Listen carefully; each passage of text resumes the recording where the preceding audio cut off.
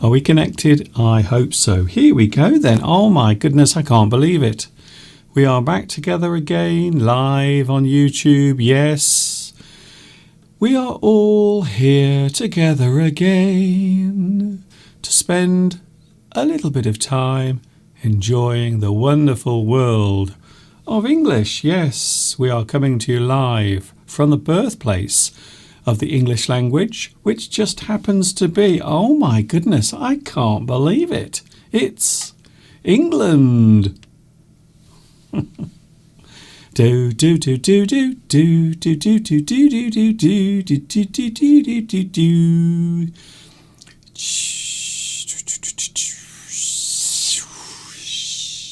Did you enjoy that?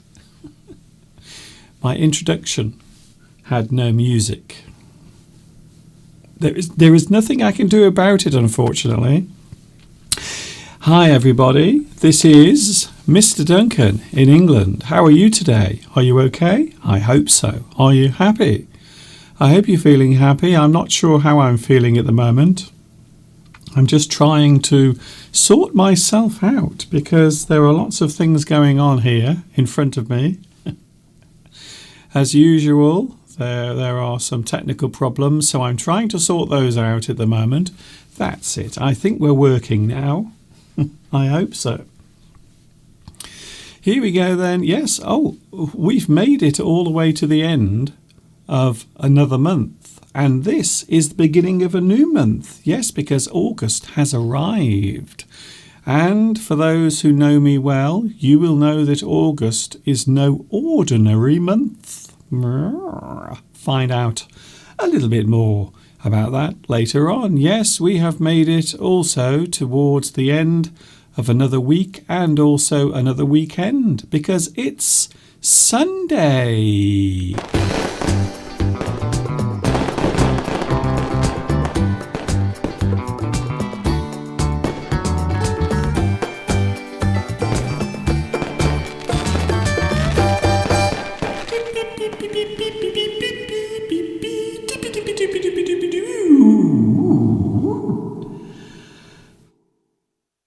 We are back together again.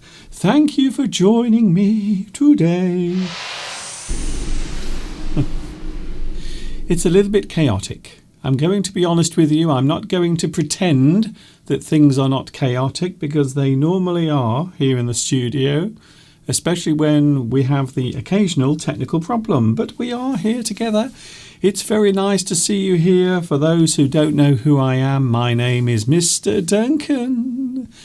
That's me, by the way, and I talk about the English language. I'm a little bit different from all the rest. There are many English teachers on YouTube, and I am probably the weirdest. I'm going to admit it.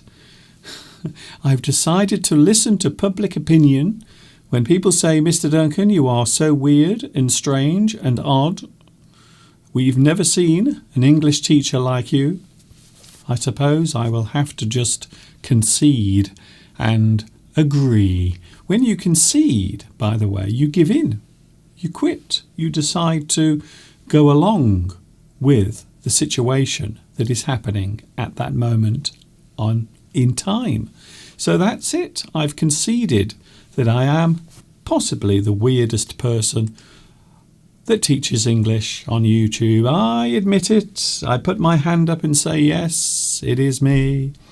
So I like talking about English, but also I like to chat to other English addicts as well, you see. So that's the reason why we call this program English Addict. Because there are many people around the world who love English very much. So now we have the introductions out of the way. Maybe you would like to introduce yourself on the live chat. Oh, yes, we do have the live chat up and running as well. Who was first today? I wonder. Oh, hello. Something very interesting happening here. First on today's live chat, Olga. Interesting. A very interesting event taking place on the live chat. Olga, guess what? You are first on today's live stream and also the live chat.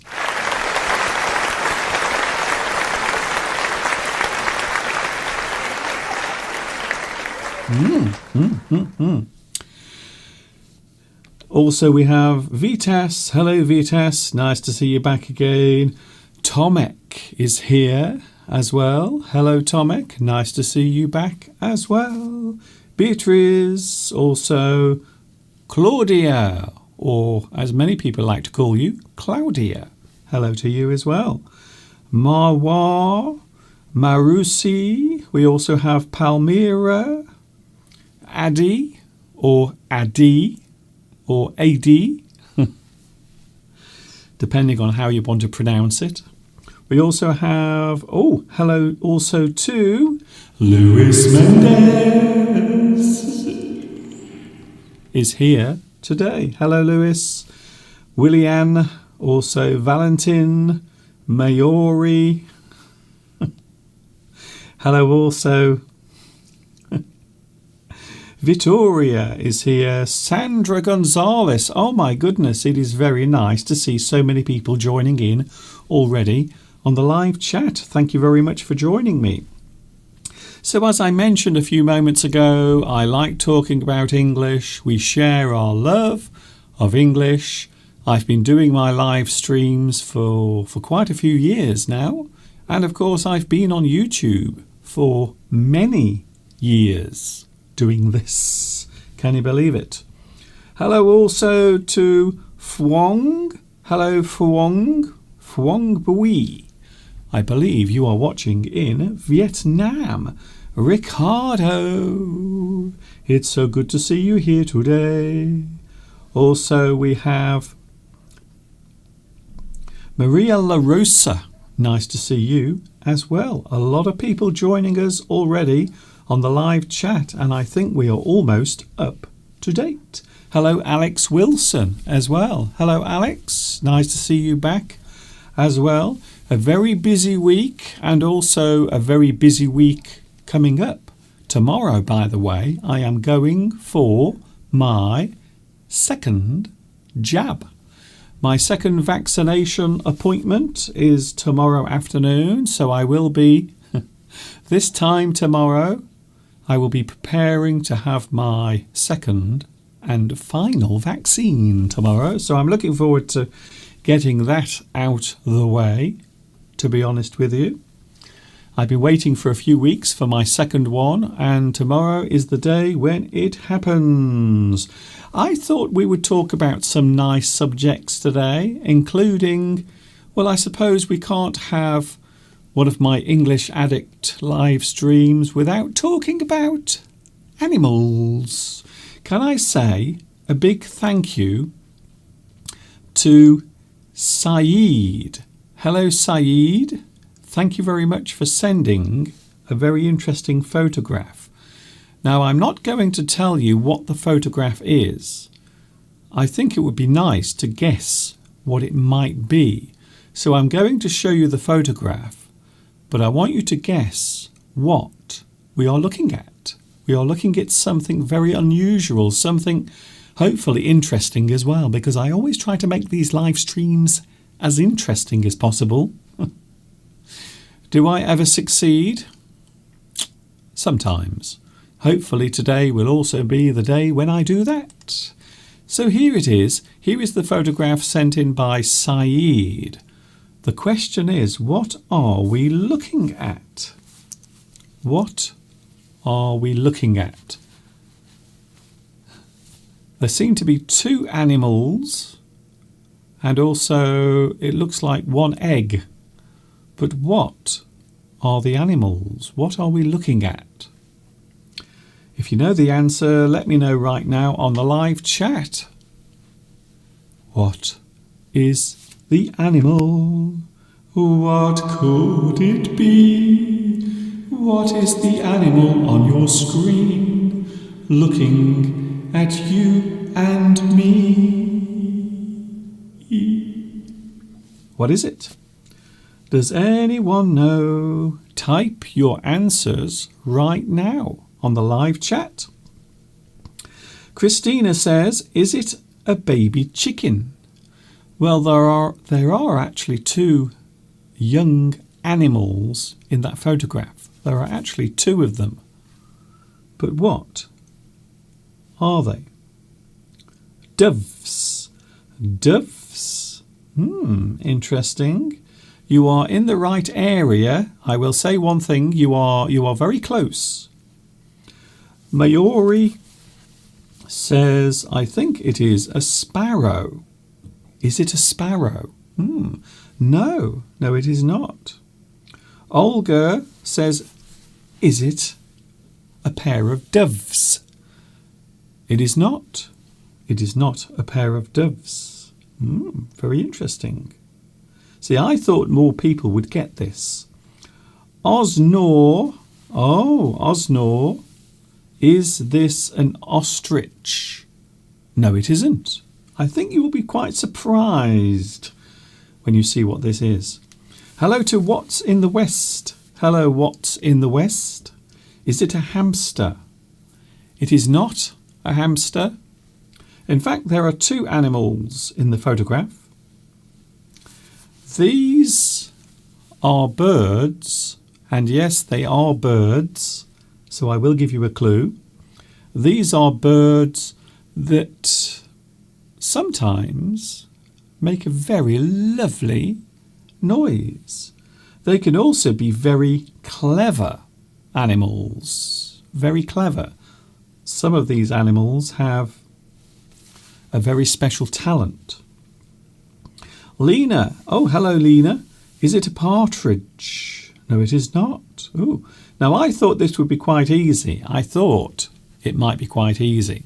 So my clue or clues are, they are birds that are very nice to look at, and also they can be very clever as well. Hello, Sergio. Hello. Christina. Yes, they do have a talent for singing and making beautiful noises. They can also do other things as well. I will give you the answer in a moment. Ah, interesting, yes. Some very interesting answers coming through. Shaimi says, is it a baby turkey? Oh, turkey. Please don't say that, because I'm feeling rather hungry at the moment, to be honest with you. I'm a little hungry right now, but no, it is not a turkey. I am going to give you the answer right now. Christina, it is not a robin. It is not a peacock. There are two birds in this box. They are babies, they are chicks, and they are in fact baby parakeets. They are baby parakeets that have just hatched out. So can I say thank you very much to Saeed for sending that lovely photograph, and as you know, I love birds very much. It doesn't matter how big they are, if they are young or old, as long as they are happy. I am happy. Thank you, Saeed. So there they are, two very young parakeets. And I've never seen young parakeets before. I've never seen them after they've hatched out. But there they are. Oh, very nice. Parakeet. A parakeet, I suppose you would say that it is very similar to a parrot. Looks very similar. And they are quite clever because they can mimic sounds. And some of them can even talk as well. So they can mimic sounds rather like a parrot. And they are very exotic birds. They look very exotic. Parakeet. Parakeet is the name of that bird. And a lot of people keep them. Some people keep them in large cages. Some people keep them in their house. As you know, I don't really like to see birds kept in cages, to be honest. I always think birds should have a lot of room to fly around in, if I was honest with you. Parakeet. Thank you, Valentina, for guessing the answer after I gave the answer. Hello also, Sandra. It is not a pigeon and it is not a blackbird. They are actually baby parakeets. Young parakeets. Aren't they lovely? They are rather cute in a strange sort of way. I can't wait to see them all grown up. If you could send me another photograph later as they grow up, I would be very appreciative of that. A parakeet. Thank you very much for your guesses there. Coming up today, talking also about different types of animal. Do you have a favourite insect? I know what you're thinking, Mr. Duncan. That is a very weird question. Do you have a favourite insect? Now, I was out in the garden yesterday and I noticed that there are lots of beautiful insects flying around at the moment. I don't know why, but there seem to be a lot of wasps flying around during this particular season. I don't know why, but there do seem to be a lot of wasps. I'm just wondering if we have a wasp's nest nearby. Now, a lot of people become very afraid when they find out that they have a wasp's nest or maybe a bee's nest near their house. They feel rather afraid because they think maybe the insects will come into the house and invade the space. But we will see what happens. Thank you, Sandra, for showing the parakeets. That is very nice. Belarusia says, I do not like any insects. Don't you have a favourite insect? There are some insects that I love seeing, in fact. Vittoria says, I like butterflies and also ladybirds as well. We also have Vitas also says, butterflies. Yes, a lot of people do like butterflies. I think you are right there.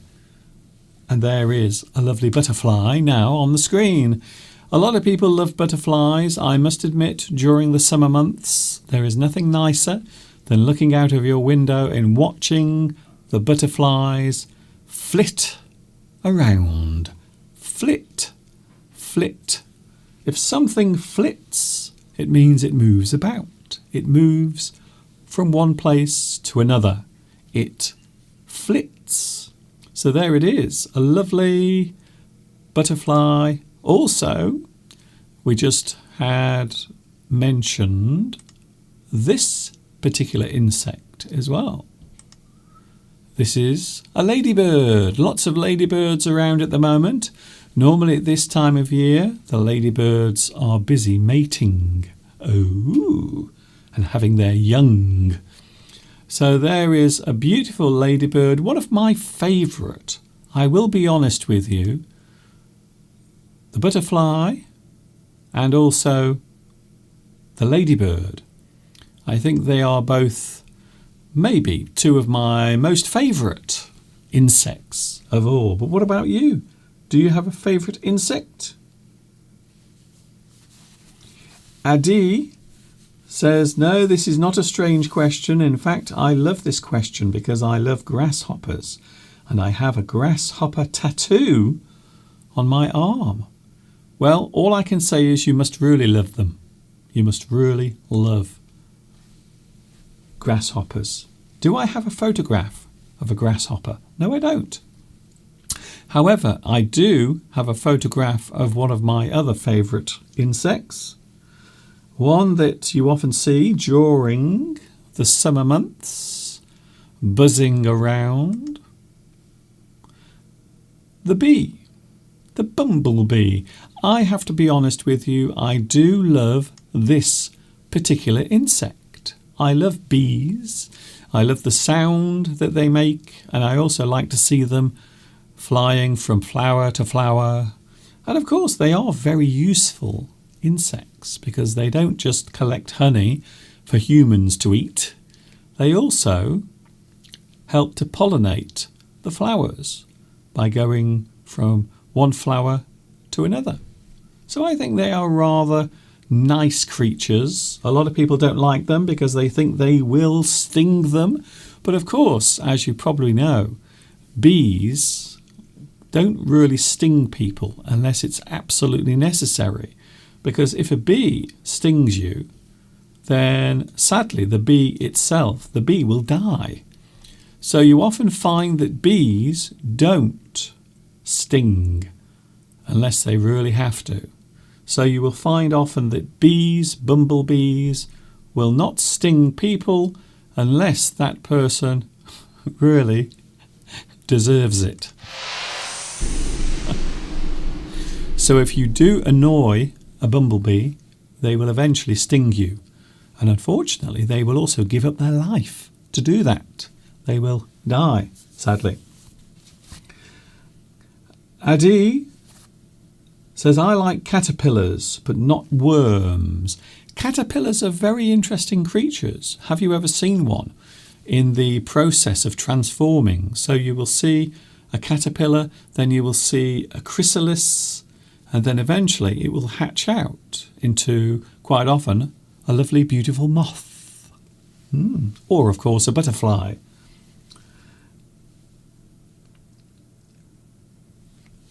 Very nice to see so many people joining already. Oh, my goodness. Sergio. Hello, Sergio. Sergio says, I like butterflies, caterpillars, ants, bees, ladybirds, grasshoppers, spiders, and flies. That's quite a collection there. It almost sounds like you're keeping them somewhere in your house. I wonder if anyone does collect flies. I've never heard of it. It seems like a very strange thing to collect, but if you do collect insects of any sort, please let me know. Here's another one that I like. I like this creature. I know a lot of people don't like it, but I do. So this particular insect is called a woodlouse. A woodlouse. And you will often see these in areas that are damp or where there are lots of things lying around, such as leaves or old pieces of wood. As their name suggests, they like living in damp places and also places where there might be a lot of wood nearby. And that's the reason why they are called woodlice. So the actual collective noun is woodlice. And singular, we say woodlouse. So this particular creature is a woodlouse. Another insect that I really love. Oh, very similar, I know, very similar to a bumblebee, but quite different, in fact. So this is a wasp, and I think at the moment there are lots of wasps flying around the area in which I live. Over the past few days, I've seen quite a few wasps flying by my window in the studio. And I think maybe, I'm not sure, but I think I might have a wasp's nest very close to the house. So I might have a look tomorrow. I'm going to try and find where all of these wasps are coming from. I don't know why, but I have noticed that there are quite a few wasps flying around in the area where I live, and I don't know why. I have no idea. There are many other insects that people don't like, of course, such as worms, although the birds quite often will come into the garden here and they will peck and they will hunt and they will take the worms away, quite often to eat for themselves, but also to feed to their chicks as well. Hello to, What's in the West. Hello, What's in the West. I'm interested to know where you are. If you want to tell me where you are, I would love to find out. Please tell me where you are, because I don't recognise your name, so I get the feeling maybe you are new to my YouTube channel. please let me know where you are watching at the moment. Mr. Steve will be coming up soon. Our main topic today is pros and cons. Now, when we say pros and cons, we often mean the upside of something or the downside of something. So that means things that are positive that you might get and things that are negative that you might get from doing something or having something or behaving in a certain way. So everything in life, I suppose it would be fair to say that everything in life has its pros and cons, and that is the main subject that we are looking at today, with not only myself but also Mr. Steve coming very soon. Yes, he is on his way. Before then, we will take a look at one of my full English lessons whilst Mr. Steve gets himself all nice and comfortable.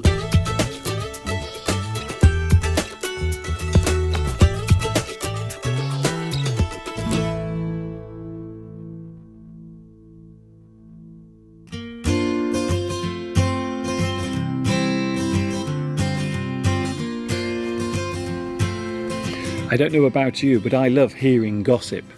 To gossip is to talk freely about another person's life, the things you have heard about another person, regardless of whether you know it to be true or not. The word gossip can be used as a noun or a verb. A person who gossips is a gossip.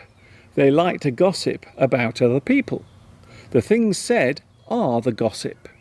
You can hear gossip from others. Gossip can be described as hearsay, tittle-tattle, rumour, scandal. You will often find that very small towns and villages will have local gossip. A person who seems to know all about what is happening in the surrounding area is the local gossip. Be careful what you say to her. She is the local gossip around here. So gossip can be the person spreading the rumours or the thing that is being said. Some people like to read about celebrity gossip on the internet or in magazines. A gossipy person will often be reluctant to tell you where they got the gossip from. If you ask them where they got the information, they will often reply with, "A little bird told me."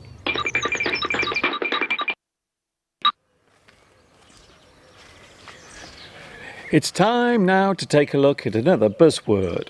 A buzzword is a word or phrase that is used during a certain period of time.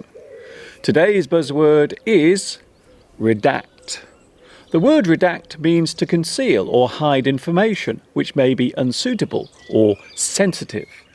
To conceal parts of printed text that is deemed private or classified is to redact. To edit a report before publication is to redact. The redacted Secret Service report was published yesterday. To censor or obscure something so it cannot be seen is to redact. The leaked memo did not reveal much due to it being heavily redacted. The person doing the redacting is the redactor. The 20-page report was redacted to just a few paragraphs. To redact is to edit, censor, cover, expurgate, suppress.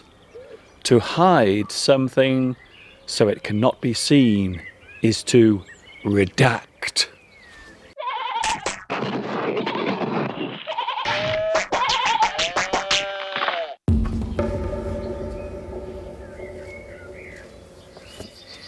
Have you ever seen a prefix in an English word? Well, in fact, there are lots of them. In fact, there might be more than you realise. There are many occurrences of prefixes in English words that serve to dramatically change the meaning of the original word. For example, the prefix pseudo before a word denotes something as fake or artificial. For example, pseudoscience refers to a practice of science that has not been accredited or qualified. It is seen as untrue and meritless.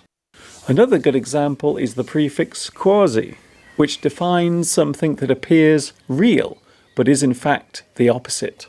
For example, quasi-political. An action appears to be stating an opinion but in fact is doing the opposite. You might say that these two examples have similar meanings. Another example of a prefix is retro. This particular prefix means to go backwards or regress.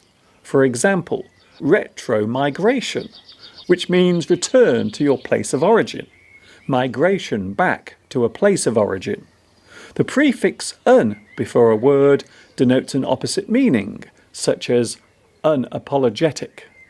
There are many prefixes in the English language, some of which take the form of combining words, such as anti, auto, and omni. How many prefix words do you know?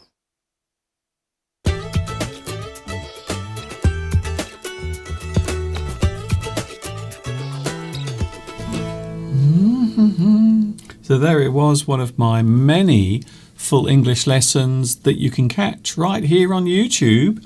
There are many of them from the past 15 years that I've been doing this right here on my English Addict YouTube channel.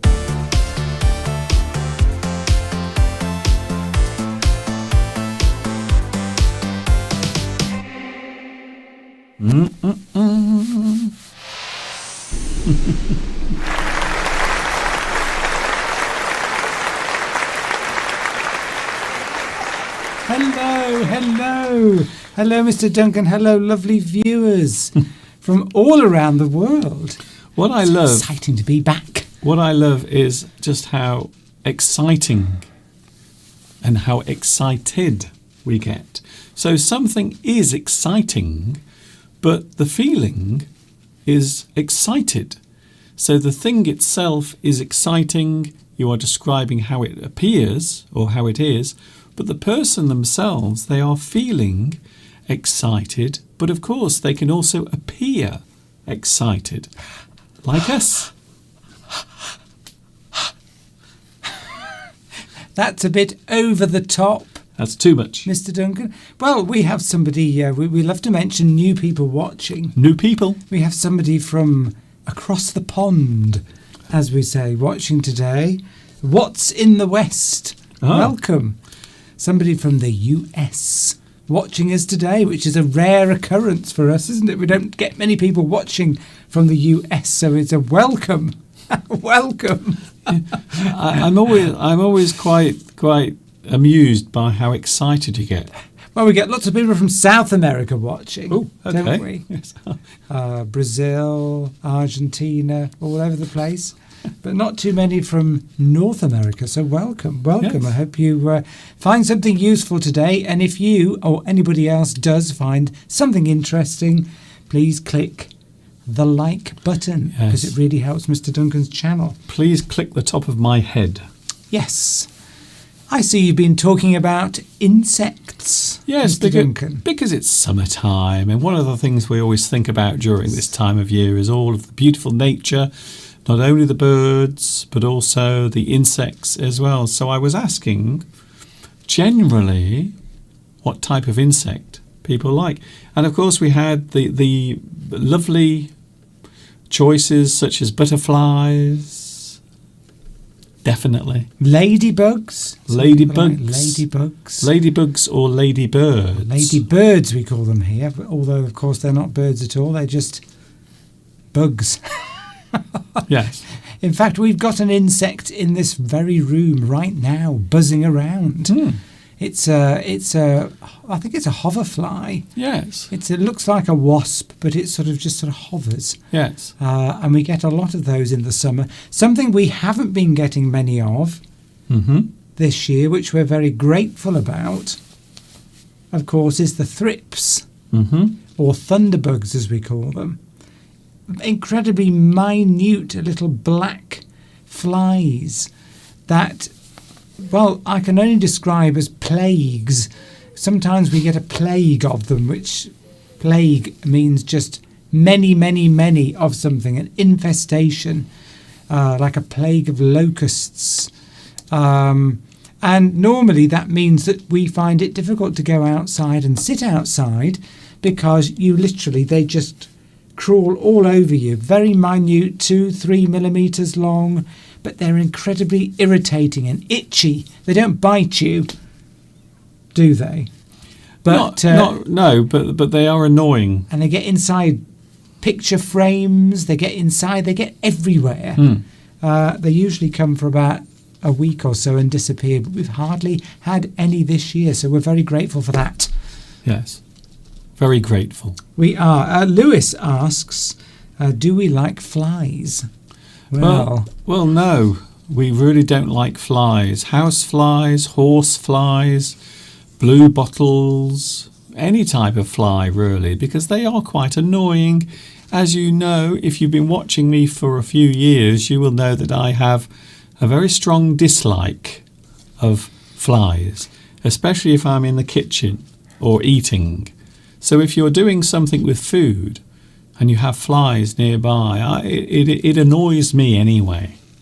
Well, if there is, if you go to hell for killing insects, well, everyone. Maybe for killing humans, you may go to hell, but I'm not sure about insects. But if it does in fact happen, okay, I'm going to real hell because I've killed thousands of flies using our outside fly trap. Yeah, haven't I, Mr. Duncan? Can I just say that everyone kills insects all the time? When you're walking, if you go for a walk in the meadow, I can guarantee that you are killing hundreds of insects just by walking along. And maybe if you're riding your bicycle, maybe a fly will go into your mouth and you will swallow it. Driving your car. That fly is now dead. You've killed a fly. So if killing insects is seen as a sin, we're all going to hell, basically. But say you kill 3,000 flies, within, say, a month, as I have done by putting up my outside fly trap, which I think we have shown, haven't we? I think I showed it once, but not to show it in a positive way, but actually to show it because it's really disgusting, because it's full of dead flies. Anyway. Yes, but anyway, I've got so much to talk about. Oh, good. Okay. Glad you're well planned, Mr. Duncan. Okay. I don't know what that means. I'm just conversing, just trying to, lift the mood, because I've, been a bit depressed this weekend, so I'm trying to make myself feel more cheerful. I am going for my second COVID vaccine tomorrow, number 2. They're going to stick another large prick into me, and I'm not sure if I'm ready for it, to be honest. Is anyone ever ready, Mr. Duncan? There's no answer to that. Oh, yes. Maori has killed lots of mosquitoes. Yes, we all do it. Yes, well...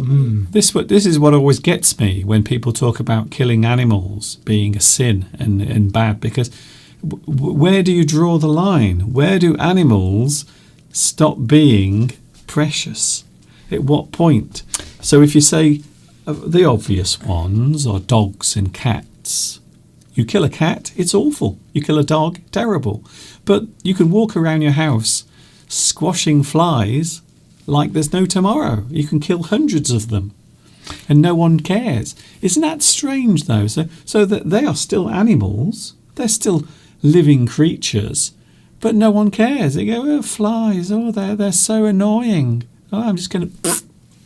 Well, it's interesting, isn't it? Because I know somebody who says, oh, I can't possibly eat lamb. I can't eat lamb. I can't think about, because it's awful. Those poor little lambs, they only live for a few months and then they die. I won't eat lamb. And yet they eat beef. Okay. So, the cuter the animal, in this particular person I know, obviously the cuter the animal, the less likely they are to eat it. So don't eat animals that you are attracted to.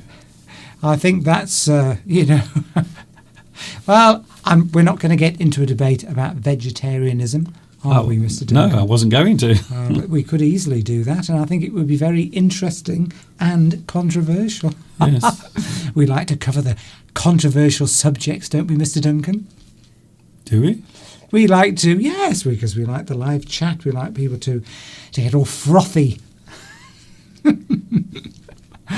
Oh, Mr. Duncan, you're always saying that we need lots of people getting excited on the live chats, and that will send you out. Okay, are you across- okay? I've got to find out what Steve takes just before he comes on, because he's not like this normally. Normally, he's in the corner of the room on the floor weeping, and then suddenly he's here springing around like a jackrabbit. Well, it's because I know I'm with all these lovely friends that we see every week. You know how sad that sounds. It's not really. It's not sad at all, Mr. Duncan. What is the line? Where is the line that you draw as far as an animal that you can and can't kill? Well, so you can't lambs, sheep. What about ugly animals? Yes, What if ugly, the ugly animal- animals fine. Yes. So what about I don't know. Well, pigs are quite ugly. Pigs, yes. But lots of people don't want to eat them either for various reasons. So Religious it's reasons even. Well, that's what I Yeah. just said. For Yes. various reasons. Well, of course, cows in India, sacred. Lots of reasons, So, I don't know. We've had this discussion before, haven't we, Mr. Duncan? We've had every discussion we've had before. I think it's interesting that this person that I know, I'm not going to say who they are, say their name begins with a J. They'll know if they're watching. Is it your sister? I haven't got a sister. Don't like to eat lamb, but beef is fine. Still an animal, still dying, and I'm sure that cow. Well, cows are very attractive. I think cows are lovely. They're my favourite animals, as you know, Mr. Duncan. But yes, I looked up about lambs. At what age they kill them before? They kill them around 6 to 9 months old. 69 months. 6 to 9 Oh, I months. see. Between 6 months and a year, I think. I think 9 months is the average, which is 1/24 of their lifespan. So there you go. It gives you an idea. So with the equivalent, I worked out to a 5-year-old child, human child. Anyway, I like to throw these facts and figures out there, Mr. Duncan. Yeah, it's just all random, like a machine gun. So what is it? So where do we stop? I mean, an answer to that. I know some people eat flies and insects and all sorts of things. Some people do in certain countries, certain cultures, and there is a lot of nutrition. In fact, some people believe one day we will all be feasting off insects. Well, there's an endless supply. Yeah. So, bring it on. As long as it's disguised to look like a beef burger, Yes, then you I'll could eat it. You could just squash the flies. You could squash them, and then put a little bit of barbecue sauce on the top, and that's it. You'll never know the difference. That's well. I mean, it's the same way they managed to disguise peas, as we've discovered, because we bought some plant burgers this week. Or last week. That's hardly the same thing. Yes, but what I'm saying is they've got the technology to make that vegetable matter, in this case I think it's mainly peas, look like a beef burger. And even taste slightly like, I mean, it didn't taste like a beef burger, but very similar. So I'm sure they can turn flies and other insects into something that resembles a beef burger. They could just do it and not tell us. They could just say it's something else, but don't tell us that it's flies. Like they did a few years ago with horse meat, when they were putting horse meat in everything, and we didn't know. But it still doesn't answer the question. What is the line? Cats, dogs, sheep. What is the area? What is the level where you can start killing things without worrying? I mean, I could never kill a butterfly. I would feel really guilty if I killed a butterfly. Because they look pretty. That's it, but it's strange. So we don't kill things that are cute and attractive. It's bizarre, isn't it? No, we don't. Most of the animals we eat, I would say, are unattractive. It's very Although strange. I do like cows. But nevertheless, we have, I mean, talk about hypocrisy. We're guilty of literally watching the lambs Well, I'm not. at the back of our house in the field, in the farmer's field, while simultaneously eating lamb Yeah, but for dinner. We've done that. that's not hypocrisy, though. We've also eaten beef while there have been cows at the back. That is literally not the meaning of hypocrisy. We're literally waving at the animals and eating Are you- their ancestors. Are you listening to what I'm saying? Yes, That's not listening. hypocrisy. Well, no, because we're not saying that we're anti-meat, are we? No, I'm not. No, Well, we're I'm not anti-meat. I'm not against meat because it keeps me nice and warm in the winter and helps me to move around. But I would never say don't eat meat because I do like eating meat and I do like animals as well. So I would never say, oh, don't eat meat because that would make me a hypocrite, you see, because Hypocrite. I'm telling you not to do something whilst doing the thing that I'm telling you not to do. What's in the West says, I love bacon, but of course it's a cultural belief why other people eat certain meats or don't eat any meat. Yes. So that's your first thing, isn't it? If you're brought up in a culture that bans certain types of meat, then or all meats, which some cultures do, then that's your starting point. Must be quite easy if you grow up in a culture that doesn't eat animals, like in most of India. I think I'm right in saying that. No, actually, you're wrong. You're wrong. Well, I was going to say, I was going to say Hinduism. That's what I mean. I don't yes. think Hindus are strictly vegetarian.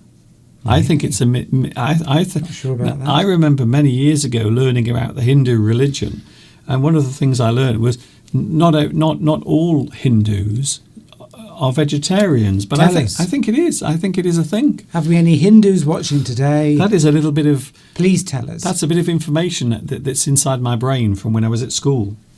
Well, let's see if it's true. Have we anyone from India who's a Hindu watching? Are all Hindus vegetarian or not? We want to know. Because obviously we don't want to spread or talk about wrong information on this channel. Mayuri has already given us the answer. No. Has she? No, we are not all vegetarian. Right, okay, fine. Good. I thought that was the case, so I'm wrong. I stand corrected, and I am standing. So I am corrected as I stand here before you. Thank you. I'm right. I'm right. Well, that means somebody from India told me wrong information then. Yes. Or you just weren't Never listening. mind. I'm going with the latter. You weren't listening. So what are we talking about today, Mr. Duncan? Well, we've been talking for the last 35 minutes about insects before you came on, in fact, and then after you came on, and right up until this very second. That's what we've been talking about. Have you got words connected with insects? No. We are actually talking today about something completely different. Can you believe? Yes, I like to mix things up, you see. So it's not just one subject. We can talk about anything. That's the wonderful thing about doing a live stream, is you can talk about almost anything. So how did the subject of insects get started? I mentioned it. Okay. Fair enough. It's your channel. We have the sentence game coming up today, but also we have today's main topic. And today we are asking, I don't think it's an unusual question. I think it is quite a good question. Today we are looking at the pros and cons.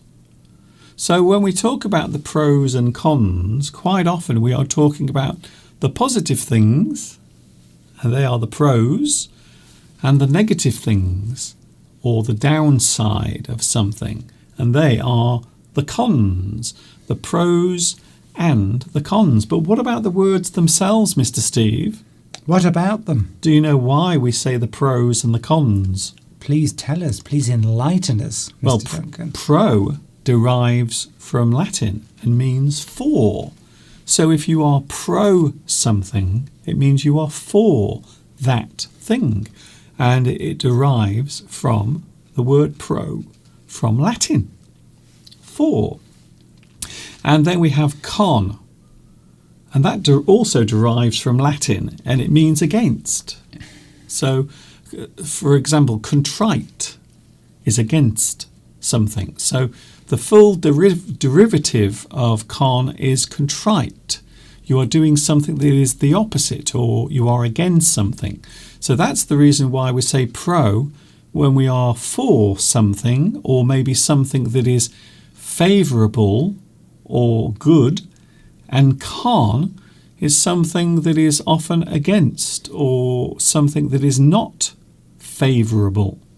So when we talk about the pros and cons, well, first of all, when we talk about the pros, we are talking about the benefits of things. So I suppose it's fair to say that everything has a pro, everything has some sort of benefit. What are the pros of being vegetarian? Yes, you see, we will talk about that a little bit later on. The pros and cons. So the cons, we can say that they are the disadvantages, the things that go against what you are doing or the thing you have, something you want to do, maybe a certain type of job. There might be a good side to that job or a bad side. We describe those as the pros and cons. The pros can also be the upside of something. So quite often we say, imagine a coin. A coin often has two sides. In fact, it virtually always does. I think it does, Mr. Duncan, yes. Unless it's one of those square coins that has lots and lots of sides. It might be a cube, you see. Imagine that if coins became cubes. Your pocket will be bulging all over the place. So the pros are the upside of something, the upside of a certain thing. And the opposite, of course, the cons, the downside of something. So we are talking about the downside. The negatives. The negatives, yes. So the pros are the positives, the good things, the things that might bring some benefit to you. And then, as Steve just said quite rightly, the cons, they are the negatives, the downside. And I suppose it would be fair to say that all things have their pros and cons. So in a few moments we're going to list the pros and cons of certain things. And you can join in as well. So we are going to name some things a little bit later on, Steve. And what we're going to do is name the pros, the good things, and the cons, the bad things or the bad sides of things. The benefits are the good things and the detriments are the bad things. The detriments. That's a great word, by the way. So detriment just means the downside, something that makes a certain thing appear bad. It is the detriment, or maybe we can say detrimental as well. Something that makes one thing appear bad. So the benefits are the good things that come your way, and the detriments, well, that's the opposite of benefit. And that means the downside, all of the bad things that might come your way. What you gain are the pros, and what you lose are the cons. So everything in your life, everything we come across, everything we do, everything we see, everything that exists, you might say that they all have something you gain and something you lose.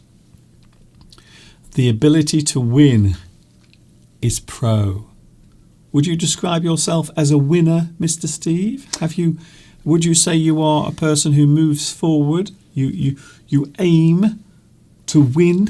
I think, I've made it to this age. Yes. So I would probably say that on balance, I've had more wins than losses. because otherwise I'd be living in a cardboard box. We all would. Yeah, so, sometimes 2 steps forward and 1 step back. But yes, what about yourself, Mr. Duncan? Well, I'm not sure if I am a winner, but I always try to look on the bright side of things. But I suppose in this situation, something that you do, so for example, being on YouTube, are there things that are the pro or could be described as the winning side of being on YouTube? I'm not sure if there are many, to be honest. I think sometimes the bad things outnumber the good things. So when I talk about the pros of being on YouTube, I suppose it's a good way of meeting new people and finding out about different people around the world, different cultures. I think that is a good thing, being on YouTube. It allows you to come into contact with people you would not normally talk to. So I suppose that is a big pro. And also the downside, and there is, in fact, there are many downsides of being on YouTube. We know all those, Mr. Duncan, because you tell us about them virtually every week. That's it. There's too many. There's too many to mention. But there are some good things about being on YouTube. But there are also some bad things. Lewis says that con in French is slang, which means stupid. Oh. So different meaning there. I wouldn't be surprised if it derives from the same direction as being against. So maybe a person who is clever is someone who is giving a lot, and maybe someone who is not so clever or stupid might be a person who is against all that. So there might be a slight connection, I'm not sure. Belarusia said something interesting earlier, that she feels guilty even eating a carrot because carrots are living things. They are. Yes, I've often thought that. Even, if you're...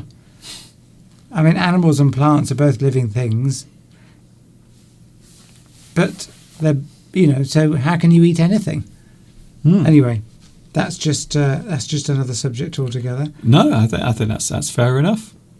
But yes, we could talk about the pros and cons of eating meat, or the pros and cons of not eating meat, couldn't we? Yes, it does prove that there are always two sides to one coin.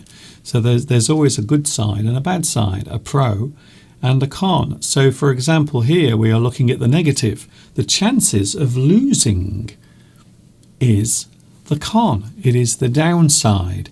So you might gain something, but there is a good chance that you will also lose something as well. There might be something you have to give up. Maybe you move to another part of the country, Steve, and you get a good job. However, there will also be some cons as well, which means that maybe you will be far away from your family. Or friends. So you won't be able to see them. So the pro is maybe your job is better and maybe you will earn more money, but you will have to move away from all your friends and relatives. So that would be the con. So you are kind of losing contact with people around you. Yes, there's very rarely just upsides or cons to anything. There's usually always a downside as well. But do the pros outweigh the cons and therefore make it worth doing? As you say, like a new job. So you might get a new job with much higher pay. You've been offered double pay to go and move to maybe even another country or another part of the same country. And you're getting more pay, you're being promoted, but you've maybe lost a lot of friends and you don't see them so much, or your family. Or maybe you feel homesick. Maybe it takes you a long time to adapt to your new environment. But hopefully in the long term, then the benefits of your choice will outweigh the negatives or the cons, because you might become vastly successful in your new job and become a multimillionaire, and thus you can say that you've gained more than you've lost. So I Yes. think there are pros and cons to everything. And quite often, if you want to achieve something, if you want to win, quite often you have to accept all of the cons that come with it. You have to accept that there will be difficulties, maybe pain, maybe hardship. Maybe there will be things that you have to overcome. So, Well, even something like, winning the lottery. yeah, It would Well, sound that there would be... that is coming up later. Yes. Okay. So we don't want to get too far ahead of ourselves. So let's have a look at some things, Steve, that might have pros and cons. Would you like to have a look? Yes, definitely. Here we go. Here's the first one. And you can join in as well because it is your show. We are just the glue that holds everything together. The pros and cons of technology. Oh. So first of all, the good things. Can you think of a good thing, Steve? No. I'm a bit of a technophobe. There must be one Somebody thing. that doesn't... well, what particular technology? Let's. I mean, just technology generally, or just... Well, in this respect... I suppose, let me think of mobile phones then. That's a relatively new technology. Well, I mean, when I say relatively new, I suppose 30 years it's been around now. I can see the big advantages of not having to put coins into telephone kiosks and wait there in the freezing cold while somebody answers and then you run out of money. So a mobile phone has transformed the way we live our lives. But on the other hand, it makes us more accessible all the time. So you have more people calling you. Your boss will call you wherever you are, out and about. Same with emails. Emails are very quick and fast. And this is the thing I find with technology, and a lot of people say this, something comes along to try and save time. Technology often comes around to save time or to make things more efficient, but it often creates its own problems in that it generates a lot more work because it's become more efficient, so you're able to do more things. So I was talking first of all about the pros. So the good things first. So we don't want the bad things, we want the good things. So another obvious one, I can't believe you didn't say this either, Steve, was keeping in touch with people.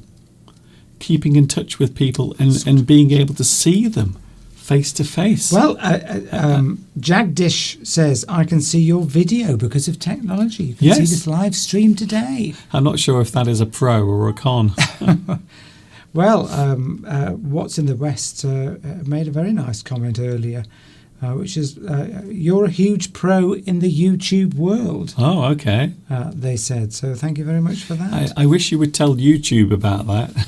Yes. Can you go to the offices of YouTube and tell them all about Mr. Duncan and how that they should alter their algorithms to make Mr. Duncan more visible to more people around the world. Yes. I want whoever writes their algorithm programs, I want them to rewrite part of it that says Mr. Duncan can have as many viewers as he wants, and we're not going to withhold them. We're not going to stop people from seeing his videos or his live stream. So that would be very nice. If you could ask YouTube about that, that would be lovely. But the thing is, during this very weird period of time with lockdown and all the other silly nonsense that's going on, where it's just, I don't know I don't understand the rules anymore, to be honest. I don't think anyone does. But during lockdown, technology has had a very big pro. For example, it's allowed you to see your mother. that might, I'm joking. That might also be a con. We're not sure. Well, it's been a big pro to my mother being able to see me. Oh, I see. So for your mother, it's been a pro, but Yes. for you, a con. It's, Anyway, no, I'm joking. Yes. So, yes, that's what I mean. A double-edged sword. So if you say a double-edged sword, it means something that is the pros and the cons, isn't it? Yes. Some things, there are benefits, but also disadvantages to everything. Can you think of anything that is just all pro and no con. No, Can you think of anything I don't think there is. that is just... Okay, I can name something straight away, just out of my brain, but even that has a con. Water. Water is the most amazing thing. Without water, there would be no life on this planet, anywhere. There would be nothing. There would be no life. We wouldn't be here now talking. I wouldn't be wearing my lovely hat, and Mr. Steve wouldn't be wearing his lovely shirt. We wouldn't be here at all, and nor would you, without water. But of course, water has a downside. There is a con of water. And I suppose one of the biggest cons is the fact that we need it. Isn't that bizarre? So our reliance or our need for water is almost a negative thing, because there are many people who can't get water or can't find water or have water to drink or fresh water. So it's strange, even the very thing that created all of the life on this planet, almost. Well, you could drown in water. Yes. And of course, too much water. We've been having too much rain in parts of China, in Germany and Netherlands and places like that, causing floods. So, yes. I mean, if you drink too much water, you can die. That's a strange one, Mr. Duncan, water. Yeah. That's a strange one to pick, I think. No, it's not no, that was my example of how even something that appears useful has a downside. Yes, even, I think it's a good... say, winning the lottery. I think it's one of the best ones. I can think of something that is all con and no pro. Marriage. Is that it? Am I right? I was thinking death. Oh, for goodness sake. Because, I mean, there's got to be no upsides to that. Well, unless you've ended your own life, in which case it's probably a good thing for you. Not that you'll know it because you're dead. Okay. That's the paradox. But yes, I can't think of an upside, unless it's a horrible murderous killer that's been terrorising society. Then, yeah, I can't think. Then that would be an advantage to everybody else. But to an individual dying, that there can't be any upsides to that, assuming that you wanted to stay alive. Wow. And you, well, there we go. You said water was a terrible one. That doesn't make any sense. So is there anything else that's very that's a con? You can only have pros and cons if you know the outcome. Well, yes, but yeah, okay. So death actually can't really have a pro or a con, because we don't know. Well, we don't know what happens after. You see, well, we don't. That's true. Ooh. We may be ascending to a greater place. Yes, or we don't know that. Or it's just eternal blackness. We will have to wait and see. This is really cheerful. I hope you're enjoying your Sunday afternoon. Yes, Belarusia says if you put too much water on your plant, it will die. True. Yeah. Because the roots need oxygen. And yet, without water, the plants would not be there in the first place. A balance. It's a balance. Strange. Always a balance. Yes. So the pros and cons of something else now. We've done technology. Oh, Steve, the pros and cons of energy. Now, I'm sure you know what I mean by that. What do you mean? Well, it's obvious, isn't it? Energy, the things we use to generate electricity, to drive our cars, to make everything work, so we can sit at home at night and watch rubbish on television. So you mean electricity or electricity? You can pronounce that in two ways. How would you pronounce it? Electricity or electricity? I would say lecky. Yes, that's it. And of course, oil to power cars. Yes, I think we know. I think we know what energy is. Yes, I think we all know. Everyone knows what energy is. I thought you meant, me full of energy. I thought, there's that type of energy. No, whatever you've got going on there, that is not energy. That's something else. That's something that needs to be determined by a specialist. But the pros and cons of energy. So think of a good thing. An upside of energy. Well, we've got, and again, without electricity. We wouldn't be on YouTube. We wouldn't. Electricity is one of the technologies, if you can call it that has led to humanity sort of progressing as it is. I mean, you can't imagine a world without electricity. Powering lights at night. We'd be going to bed every night. When the sun went down, we'd be getting up when the sun came up, just like ancient man used to do. Don't we do that anyway? We're supposed to well, not really. We stay up, don't we? Long hours after the sun goes down in the winter. Although there is that thing called fire, which is very good. Yes, but I mean, candles.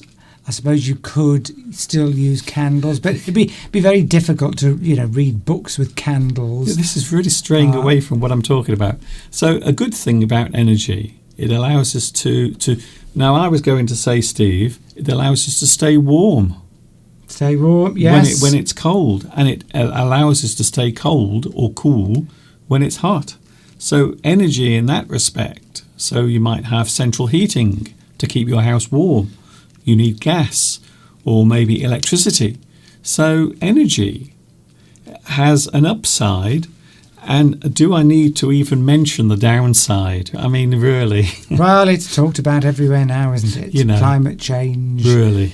All that, yeah, exactly. In fact, finding new forms of energy is probably the nearest we can get to turning a con into a pro. So you're trying to get those damaging things and somehow turn them into something that is still good. So, for example, wind power, solar power, things like that. But we saw a very interesting report the other day, didn't we, Steve, about a company that is involved in mining Bitcoin. And yes. They've actually set up their main premises or their main business next to a disused gas power station. Which was closed down. Yeah, that's what I just said, disused. Because of environmental reasons. Yes. And, yes, a Bitcoin mine, presumably because they've closed them all down in China. This is the United States. Yes, that's what I mean. So all that business is moving now from China to other parts of the world. Most of it, I think, is coming across to America and South America. And yes, but yes, exactly. So I just thought it was amazing that I haven't got to the point of the story yet. The point of the story is they've actually reactivated this gas power station just so they can power all of the computers, thousands of computers that are being used to try and find those little ones and zeros around the world that are being generated. So it does seem strange that you have to hunt for them. It's a bit like Pokemon. So imagine Bitcoin like playing Pokemon Go. You've got to find them. You've got to keep looking for them because they are generated randomly. So all of these thousands of computers have to keep looking and looking, which of course uses a lot of energy. So this one company has actually restarted the gas power station so they can power their computers, which I thought was amazing and also slightly disturbing at the same time. It is a bit odd. I mean, I think we will solve the problem of cheap, pollution-free, carbon-free energy. I think humanity will solve that problem. Yeah.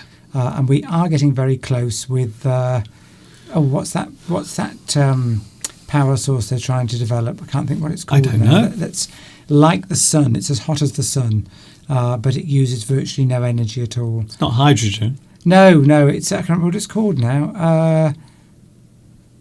It's not nuclear. It's like nuclear power, but it's the opposite. But produces vast amounts of energy. It's the opposite of nuclear. We definitely need that. Well, it produces energy like the sun does, instead of through fission rather than. I don't know all the details, but it's whatever the sun does. That's what we're trying to develop the energy source on Earth. They've been trying to get it for decades, It will come to me. Somebody will tell me, I'm sure. I hope so. Yes, and they're getting very close to that. Very close to it. Hopefully we will. I mean, actually, nuclear power is the best in terms of carbon, isn't it? Because it doesn't produce really any pollution apart from the radioactive waste. Yeah, that's. So if you can deal with that. Yes. Okay, then, Steve. I've got to move on. Right. Steve, Okay. Fine. we're not- Started the subject. Well, I didn't actually. I'm just looking at the pros and cons. But you've decided to turn it into a Greta Thunberg speech. The pros and cons of energy. Let's have a look at something else, shall we? Hopefully we can. What are the pros and cons of your channel? How about that? Should we do that? I think I've already mentioned that, haven't I? Not nuclear. What's in the West? There's Maybe- another one. Steve, Yes. the pros and cons of It'll come to me. humans.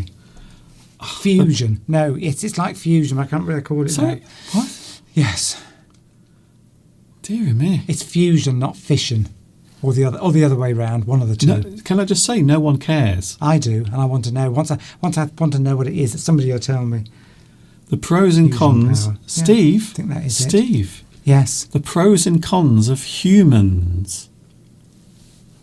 What? You're picking some very odd subjects, Mr. Duncan. I don't think this is an odd one. I think this is pretty good. The pros and cons of humans. Our existence on this planet. Is it a good thing or a bad thing? Or maybe it is a little bit of both. think it's good for me. I'd say it's good for me. But is it good for me? It's good for all of you because you're all here. Mm. But For now. if you're consuming vast amounts of energy and owning 3 or 4 cars, Yes, but okay, Steve, we're not. And having You lots keep of racing. children, then, you know. You keep racing ahead. The pros. We're not talking the about pros. the pros of humans. Probably the only pros of humans, I would say there's only one, and that's the fact that you and I exist and are conscious of that fact. I can't think of any other advantages because I don't think that we're really helping the planet very much. No, but that's interesting. But Yes. don't you think that there should be more? The list should be a little bit longer. You would think there would be many pros, but actually, the fascinating thing is there aren't many. I know that is interesting, actually. Yeah. Well, that's why I chose If it. you think of it on a larger scale, on a planetary I scale, can't think of any. are there any advantages of us being here? No. Because we are sort of messing everything up, aren't we? Yes, but that's not what I'm talking about. I'm talking about the pros. Yeah, Can you I think, know. Can you think of any pros? Anyone? Apart from you, me, and all our lovely friends existing, or maybe in the future. Maybe in the future we will, humans will save the universe in some way. The universe. We can't even take care of this little blue pebble that we're sitting on. Never mind the universe. So it's interesting. I thought of this earlier when I was writing this, Steve, and I suddenly realised I couldn't think of any. I couldn't think of any pros. Yes, Isn't Tom. that strange? Yes, Tom. It is Latin. We've explained that earlier. Yes. Yes. You couldn't think of any. Yes. Can anyone think of any pros? Do you mean the existence of just Well, humans humans. existing on the planet? Well, yes. I can't think of any other way. What have we done that's been positive to the planet? No. Anything. Yeah, to anything. Yes. Anything. Yeah. I can't. It's very hard to answer that. Isn't that weird? Now, Steve. So you can let loose now. What about the cons of humans existing on this planet? And I have a feeling there might be quite a few. Isn't that strange? Where though? do we start? Yes. I know, but that's the point I'm making. Well, that's a good point, Mr. Duncan. Yeah. Oh, by the way, it's all been explained. Thank you very much. Fission is nuclear power. Fusion power is the one where it's combining hydrogen atoms. This is the opposite. It's the opposite of what happens in a nuclear reactor. It's fission, things splitting apart, whereas fusion power is the atoms being fused together, and that is much cleaner. I think I've got that right now. And that's the one that is going to solve everything, and thus will be a pro on the human side, Mr. Duncan, a pro, because we will develop fusion power, which is clean Yes. and, can produce any vast amounts of it. And that will be the secret of us maybe making the planet better. Yeah, but we're still going to be here, and we're still going to be sort of doing things that might still be harmful to the planet. Anyway, another con. Right. Here's another one. Another negative of humans existing on this planet is the fact there's just maybe too many of us. Ooh, I think that's very controversial, but some people have said there are not too many groups of people, but too many people on the planet itself.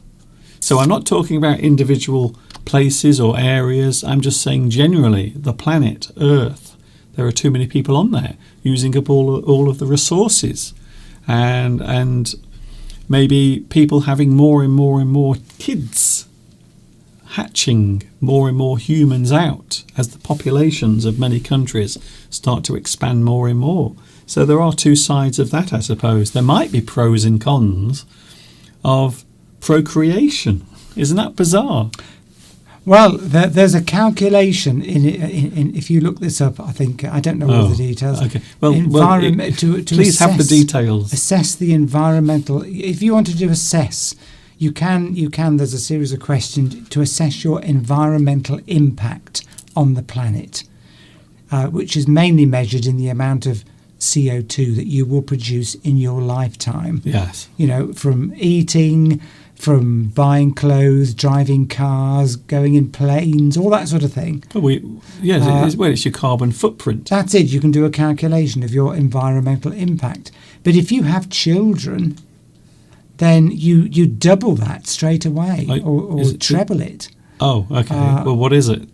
Well, I'm just saying that if you have a child, I'm not saying I'm for and against having children, but the impact is that when you have a child, if you replace yourself, and then that your son or daughter might have another child and another one, and it's just increased. Your impact has to be measured from not just you yourself, what you do, but the result of everything you do, including having children, because those children will go on to eat, consume, fly planes, have, imagine that.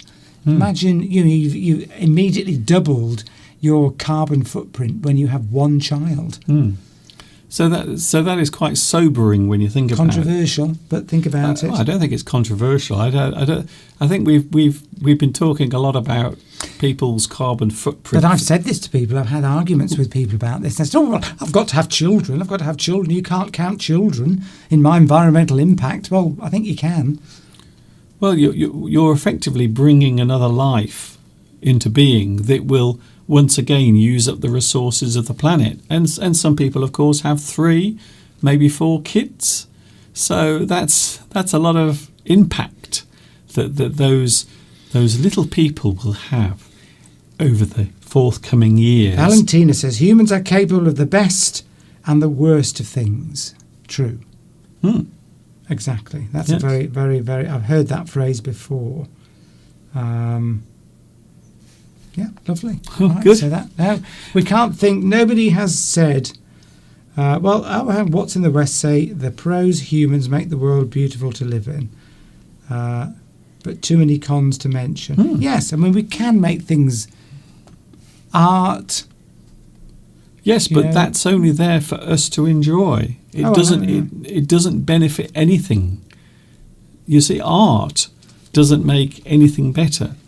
You mean on the planetary scale? Well, on anything, as the existence of this planet and humans existing on it. So art is just for other humans to enjoy. I mean, animals aren't enjoying it.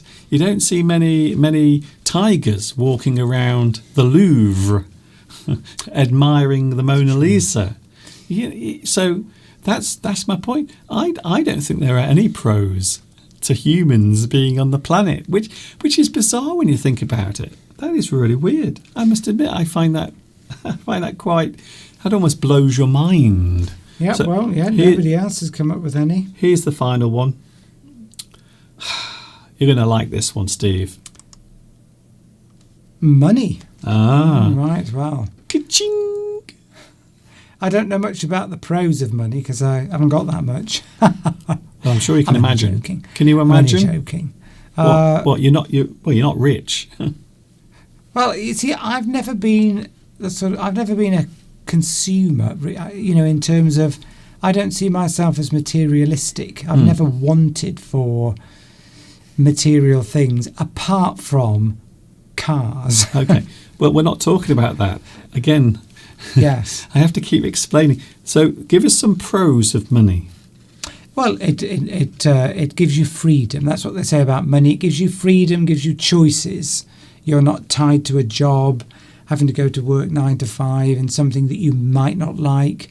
It gives you choices, is what the people say. If you're financially independent, you're not dependent on a job for money, then it gives you freedom to do whatever you like. I think that's the main advantage. There must be more than that. Power gives you power, particularly if you have a lot of it. Yes. Well, even if you've got, say, twice as much as somebody else, it still gives you a bit of psychological power.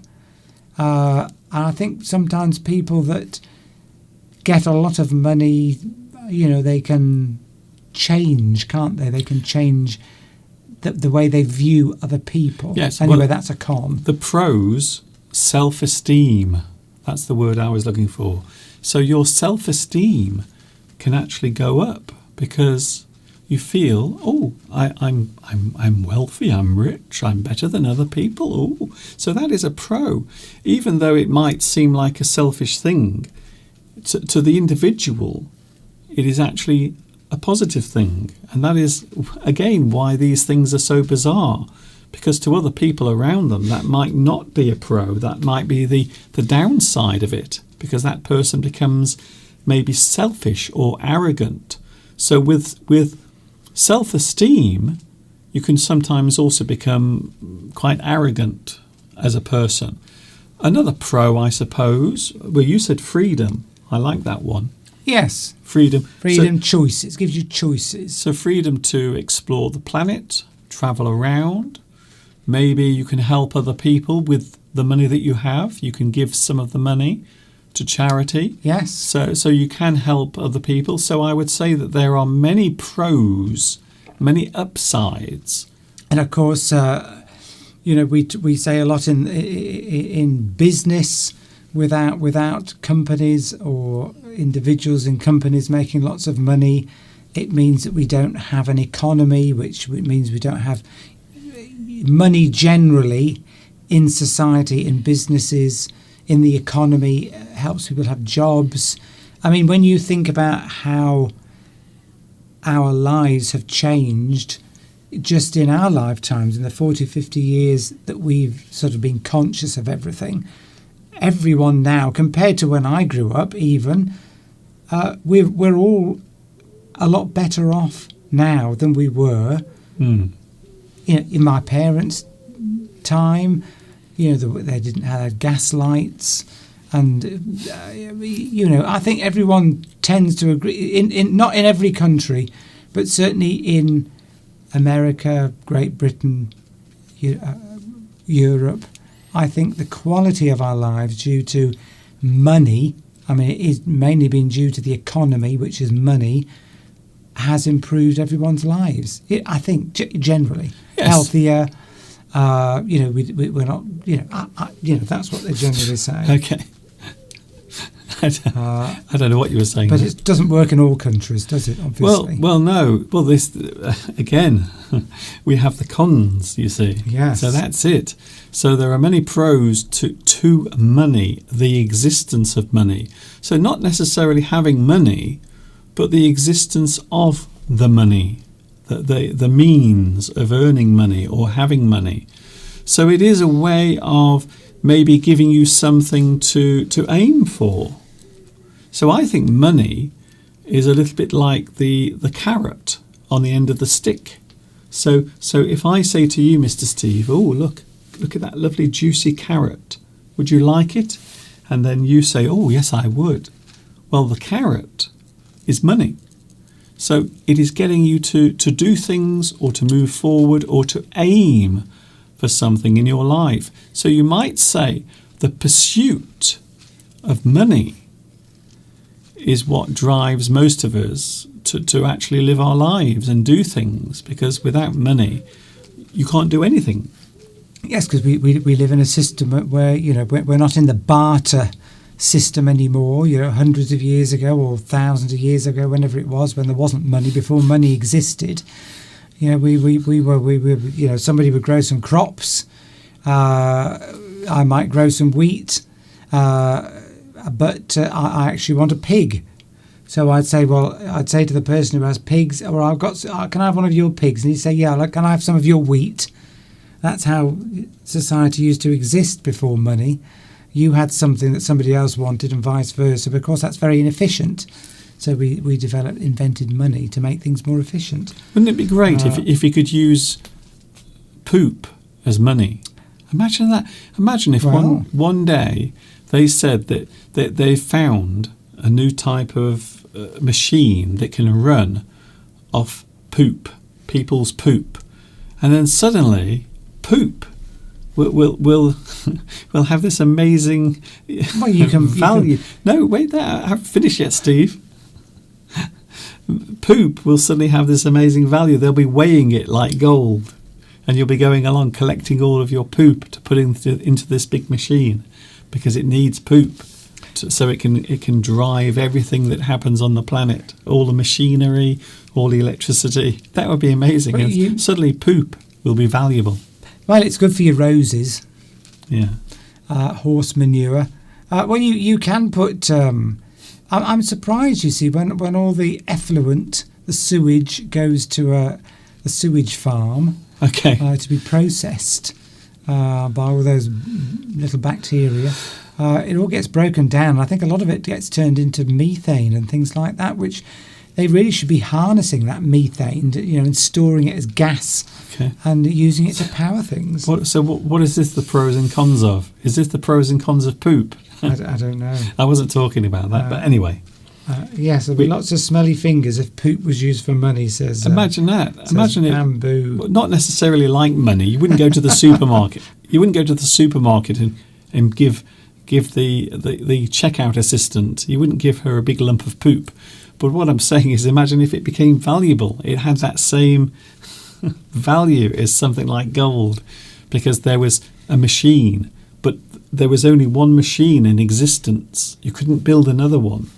And the only thing it would operate from is poop. And suddenly everyone can collect their poop and get paid for it. Is that interesting? Adele said no. Is it doing anything for you? I don't think so. It's probably making people feel sick. Adele says that money doesn't give you a happy life. It doesn't guarantee that, because there are plenty of rich, successful people who commit suicide. There's not like every time someone becomes a millionaire, they're happy forever. Because whatever your attitudes and the way your mind works and the way you react to things, unless you change that, you could be unhappy. For example, you know what I'm like. I'm miserable most of the time. I'm sure if somebody gave me £1 million tomorrow, I'd probably still be miserable most of the time. You will. Probably yes. wouldn't, because I'm not going to go out and get pleasure from buying lots of things. It never been something that excites me, apart from a car. But I think that's a good thing. See, you're the same. You're the least materialistic person I've ever met in my life.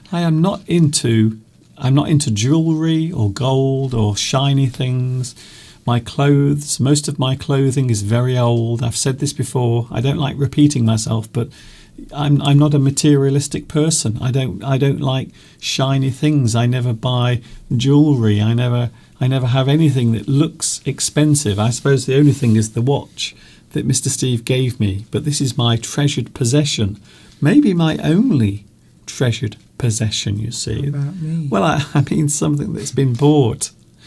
I don't remember buying you. Or did I? Tomek says he prefers money to love. Who doesn't? Yeah. Well, money's not going to let you down, I suppose, but, You could be let down by love. Money, and hurt. money will never cheat on you. No. Money will never lie. You could lose it unless you had it in gold bars, in which case you'd probably be fairly safe. You know why? Because money has no conscience. Ooh, that's deep. Yes, you can use money to make other people happy and to help other people. Yes, well, that would be something I would do.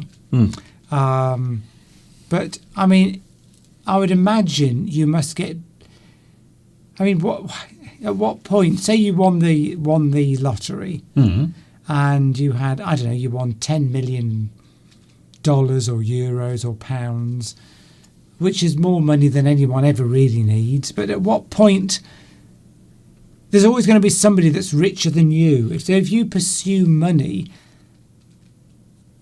as a thing in itself, Yes. there's always going to be somebody. So you might, for example, have £1 million. So you buy yourself a nice yacht, a nice boat, and then you go to Cannes or somewhere like that in France, and you moor your boat, your lovely, nice, new, shiny boat. There, and then somebody else with one 3 times the size comes and parks right by you because they've got £10 million. They park, do they? They moor up by you. They park. So you suddenly now, you've left your world with all your other neighbours who are just ordinary working people because you've got £1 million, you've won the lottery. So you feel better than them because you've got more money than or everybody in your neighbourhood. But then you go out into the world with spend this money, and then you buy the boat and you moor up in Cannes, and then somebody comes along who's got 10 times much money than you, and their boat's 3 times as big. So you suddenly feel, oh dear, you don't feel very wealthy anymore because there's somebody else. But that person, then somebody comes and parks by them because they're a billionaire and they've got a yacht 10 times as big. Yes, you just made that point 3 times, by the way. Where do you stop? I mean, the only people that are at the top are Jeff Bezos and people in Microsoft boss, and they're at the top. Microsoft boss. What's his name? Who's the richest man in the world? Is it Jeff Bezos, Amazon boss? I think Well, it is, isn't it? I think he's the richest. Oh, okay, Steve. But I know who isn't. I know 2 people who are not the richest people in the world, and that's us. So I think the secret is, if you get lots of money, live amongst poor people, and then you will always feel good. Well, that's awful. I know it's awful, but I'm sort of joking in a way. I don't know what you're doing. So I think, Mr. Duncan, if you ever become a multimillionaire because of your YouTube channel, But I don't want to. yeah, well, I wish you would. Because anyway, but if you did, What's in the West has got a contact in YouTube and says, oh, come on, Mr. Duncan should be more popular, pulls a big lever in YouTube headquarters, You are which saying, unleashes Steve. Oh, okay. the algorithms, and suddenly money comes flooding into Mr. Duncan's account, then we'll never move from here because we'll always feel richer than everybody else. That's the secret. And then we can always smugly go out and say, we'll never go anywhere where there's richer people than us. Okay. And that's the secret. Get lots of money. Don't go anywhere where there's people that have got more money than you. Otherwise, you're going to feel inferior anyway. Well, it doesn't matter how much you have. There's always another person somewhere out there who has more than you. It's always going to happen. So even if whatever amount of money you have, you will eventually meet another person who is richer than you, and you are going to feel bad about it. So that's it. As you said, the person next door to you has a bigger yacht. The person next door has a bigger helicopter or a larger mansion. You can't win that game. Once you start that game, you are doomed. Anyway, it's true. Well, yes, that's it. Well, we're getting comments from various people. Tomek wants us to start the sentence game. Yes. And says, let's make Sergio miserable with the sentence game. Okay. Oh, that's it. That's Jeff Bezos, yes, Elon Musk, Bill Gates. Well, I'm just waiting for Bill Gates to build his rocket into space. I dread to think it especially if it's running Windows. Yes. I don't think it'll get very far. I think it'll get about a foot off the ground and explode if it's running Windows. Anyway, shall we have the sentence game? Yes, the pros and cons. So I hope that that's explained clearly what the pros and cons of things are. Ooh, The upside of things and the downside. So it's fair to say that everything has a pro and a con. Can I make one comment before we go on to the sentence game? Okay. Nitram has made a fabulous comment. What they're saying is that because they have identified what is the what's the word I'm looking for? The optimum level of wealth. And strangely enough, and I've read this before, that's the comment Nitram is making there, that you don't have to be a millionaire to be very happy. The happiest people are, in fact, people who are earning, I think it was, I read somewhere, around 70, 80,000, somewhere between 60 and 80,000 pounds a year, tend to be the happiest, because the more money you get, often it makes you more miserable because you've got to manage that money. And then, for whatever reason, and that's what they're saying, the law of diminishing marginal utility. Yes, there is an optimum peak amount of wealth, and then it's that curve, isn't it? The benefit curve. It goes up and it comes down. So there's a peak amount of money, and then as you get more, you don't get any more advantage from that. Well, the effect wears off. Yes, the effect wears off. Yeah, exactly. That's it. It's a bit like having alcohol. You have one drink of alcohol, maybe a pint of beer, and you think, oh, this is quite nice.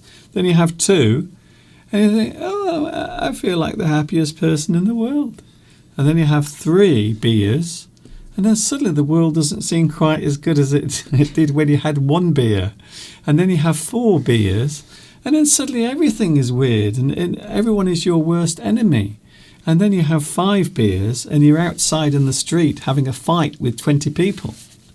The lovely effect has gone. You only have misery and pain and maybe a broken nose. Law of diminishing marginal utility. Thank you very much for that. Because there's only so much you can gain from materialism. After that, you get. I mean, what we only really need, there's only certain things we really need to feel happy and healthy. Well, 3 meals a day. And after that, okay, you might have anyway, enough of that. I like the way you keep interrupting yourself. You're the only person I know that can talk and then interrupt themselves with another line of That's inquiry. Probably the best comment we've had for years. So, thank you very much for that. I think basically too much of anything is bad for you, even money. Anyway, What?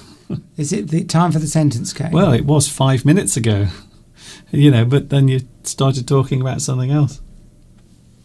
And you didn't explain it very clearly. Sergio and Tomek are having their own conversation here. Yes, well, Sergio does not like the sentence game. He does really. He does. Tomek likes it. I know.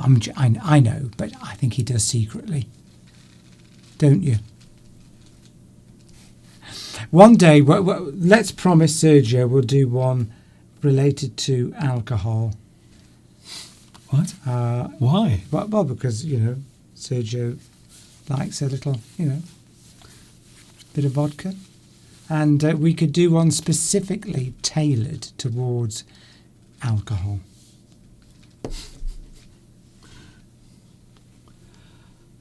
Carry on, Mr. Duncan. It's time to play the sentence game. We only have about 15 minutes because I was 5 minutes late. So we do have 15 minutes to go. Maslow's pyramid. Hierarchy of needs, exactly. There we go. Wonderful comments. Carry on. You keep saying carry on, then you interrupt me with something else.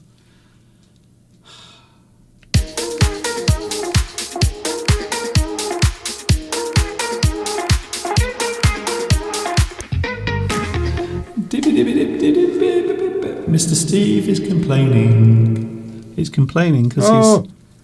Adele What? says happiness. Wait, Steve, just hang on. I still don't believe... Don't draw attention to How can you still not understand the format of this live stream? You just seem to have no idea that I this don't is care. I just don't care. I'm a rebel. Happiness is a piece of chocolate cake, a rebel. says Adele. And after some alcohol. Well, I just... agree. Yes, that's it. Just if I wake up in the morning and I can fill my tummy with a little bit of food, and then later on I have a little bit more food in my tummy, that's it. I'm happy. I don't need all of the other trappings, all of the other glittery things. I don't need gold. I don't need silver. All I need is a little sandwich and maybe the occasional snuggle. That's it. That's my life in a nutshell. Nothing else. Sergio is filling his glass so that he can withstand as he perceives the boredom of the sentence game. But for some people, it's very exciting. So let's get going. I might be going in a minute. We're staying a bit longer. Well, we're not staying longer. We're not staying Well, we're longer. staying beyond, the hour. Yes, because we Yes. were late, or I was late. It's a sentence game, Steve. Dear. Pros and cons words. You know, there are people earning millions and millions from chatting on television about rubbish. And here we are, earning nothing, chatting about basically the same rubbish. I know a lot of you think Mr.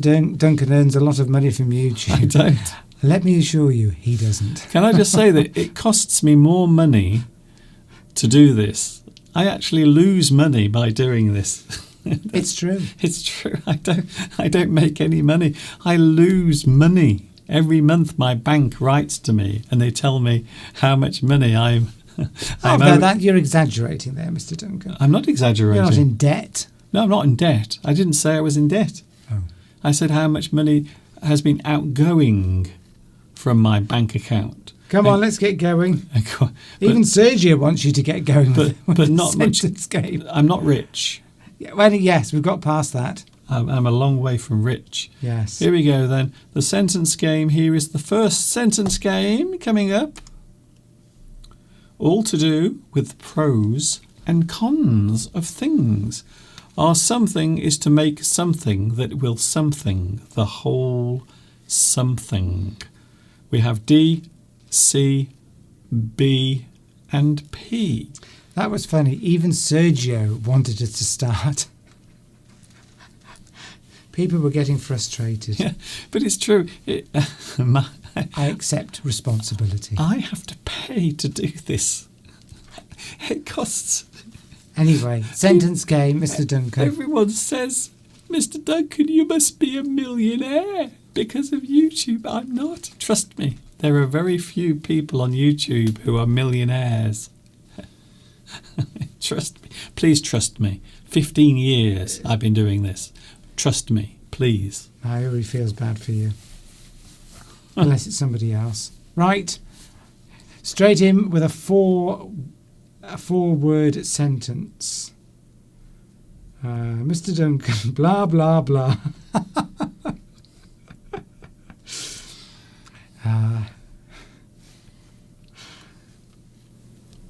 Yes, Bezos thanked Amazon shoppers that he was able to build his rocket ship. Yes, all those years of toil so that he could spend 5 minutes floating. I think he did it in a very sarcastic way. I think he was being... Why don't you just jump up in the air a couple of times? I can't believe it was that good. Hell of a risk to take. You could just go to the fun fair. I mean, they have roller coasters that almost go up to the outer reaches of the atmosphere. You're almost an astronaut when you go on a roller coaster nowadays. Some of them are huge.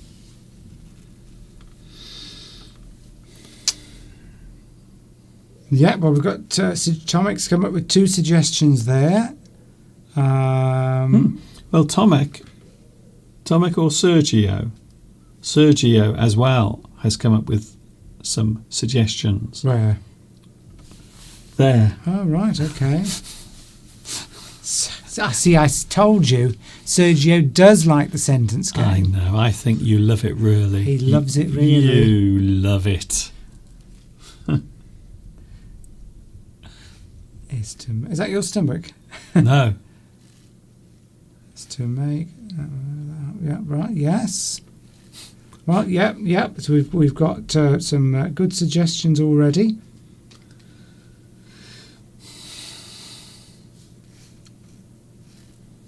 It is to make.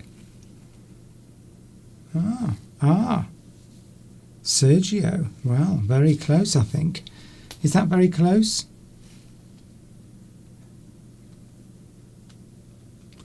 No. One of the words is definitely wrong. The first word is wrong. I'm not going to wait too long for answers because we only have 7 minutes to go.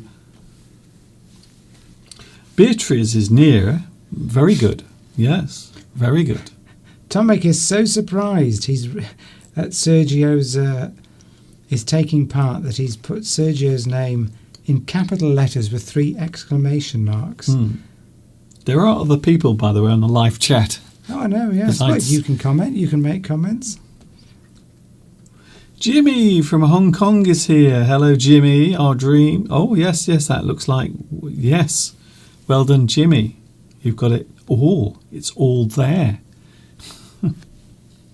Right. But, of course, as usual, it's a team effort. Yes, everyone is helping each other. I like that. So here's the answer then to today's first sentence game. It might even be the last one. It might be the last sentence game. The answer... Yes. So, Steve? I think Vittoria and Maori might have come up with the answer. But I think, yes, a lot of people got it all at the same time. Good. Vittoria, Maori, Beatrice, Jimmy, Tomek, and Sergio. Good. Here's the answer then, Steve. The answer is bing. Oh, changes. All right. Our dream is to make changes that will benefit the whole population. But in that case, it was Vittoria who was first to get it right. So it's very nice sentence. Our dream is to make changes that will benefit the whole population, so everyone can have a better standard of living, maybe a better level of existence. But I think Tomek and Sergio got people's brains thinking. So well done to everyone. It's not a competition. No, it's not. It's a team effort. Yes, it's just something to help your brain. Very good sentence indeed, says Beatrice. She likes that sentence. And you can learn some new things as well. Here we go. Here's another one, Steve. I think this will be the final one for today. Steve? Okay. Stay with me. Only one? Only two? Well, we're running out of time. Here's something... I've got to have 3. Here's something of the something left me at a something. So don't forget, we're talking about the upside and also the downside. So think of maybe something that is not positive, maybe something negative. Jimmy says, I thought it was a contest. Who would be gold, silver and bronze medalist for this week? Ooh. Very good, very good. How are those Olympic Games going? Yes, a little link into the Olympic Games. Is there anyone left performing or taking part? Well, let's do that. Let's give a bronze, silver and gold medal. You know now they have skateboarding. Skateboarding is now an Olympic sport. So I'm hoping by the time we have the next Olympic Games, maybe live streaming will be an Olympic sport. But what about us? Would we win the gold medal? Oh, definitely. Or would we be disqualified? Yes, Catherine. Thank you, Catherine. I think you've got the first word. Catherine, well done. Oh, And then I think Maria has then come up with the second word. Yes, I think the last word is going to cause a lot of difficulty. Thank you, Catherine. I don't remember. So the last word is the letter D. That is the one. Something that might not be good for you. Something that might make your situation worse. Tomek. Yes. What? Well done. Yes, that looks like Tomek is back on the podium in first place. I think he might be getting his gold medal. Yes. Well done. So if we want to squeeze another one in, Steve, we need to be quick. Right, let's do it then. We've been here for 1 hour exactly.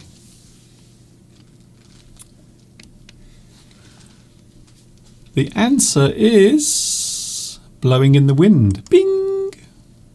His knowledge of the subject left me at a disadvantage. I like that word. The disadvantage is something that goes against you. So maybe something that will help you will give you an advantage.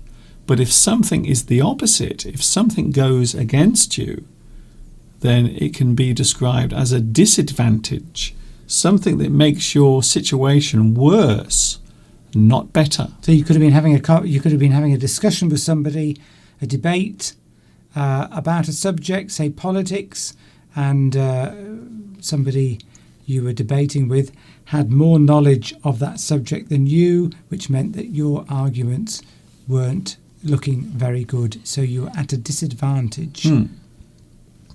Shall we squeeze one more in? I will try to squeeze another one in. Here we go. Let's push as hard as we can. Ugh. There it is. Oh, this is interesting. Something English can something many something for you in the something. But what is it? Yes. What is it? This is something that is actually good and positive. Tomek wants £45 for his correct message instead of gold medal. How about 1,000th of a Bitcoin? Yes. How about a kiss from Mr. Steve? Or maybe 1 Dogecoin. Or a 10th of an Ethereum. How about that? Showing my knowledge there of cryptocurrencies, Mr. Duncan. Your useless knowledge. Useless knowledge. Oh dear. Do we have any answers yet? Something English can something many something for Catherine. For you in the something. Catherine may well have come up with the first word, do you think? That looks near. Catherine and also Nessar as well has maybe three of them. Oh, they're coming in thick and fast. Something English can something many something for you in the something.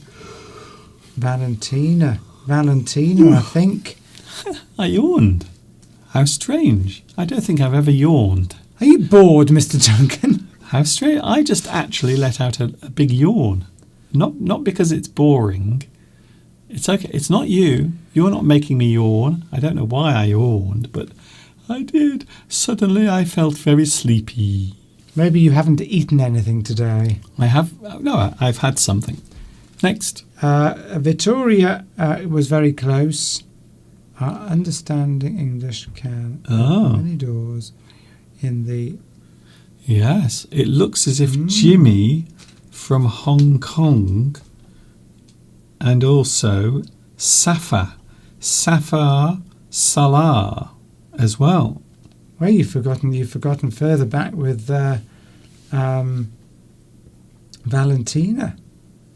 Yes, Valentina as well. Yes. In fact, it looks as if Valentina and also Nitram as well. And Vittoria. This is Steve's job, by the way. Well, I've just told you earlier, Mr. Duncan, Yes, you weren't listening. So it looks as if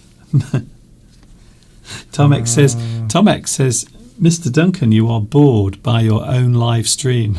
Palmyra is rushing off. Bye-bye, Palmyra. There we go. That's it.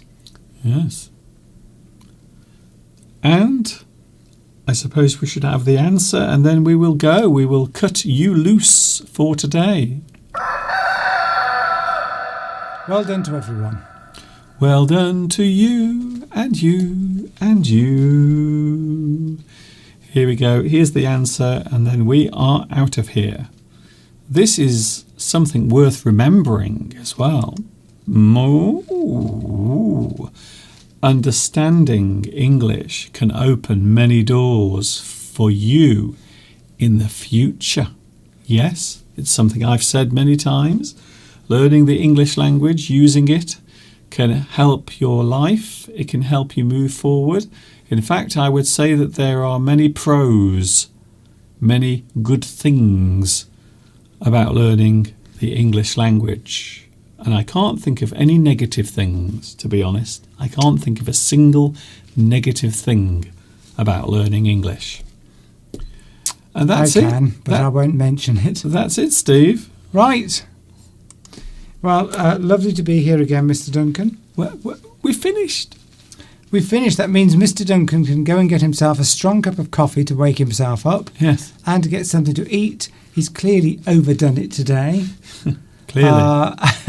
And he needs to be pampered and rested. Yes. And I look forward to seeing you all again here next week. Hope you've enjoyed it. Please like Mr. Duncan's channel if you've liked what you've seen today. And we haven't got a tea cake. It's just a cup of tea and a slice of bread with no butter on it. Right.